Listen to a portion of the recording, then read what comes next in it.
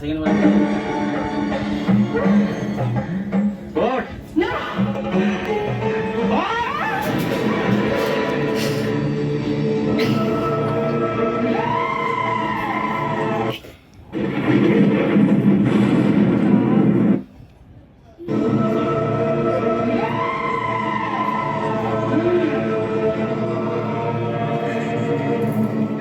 এখানে কেন এসেছিস?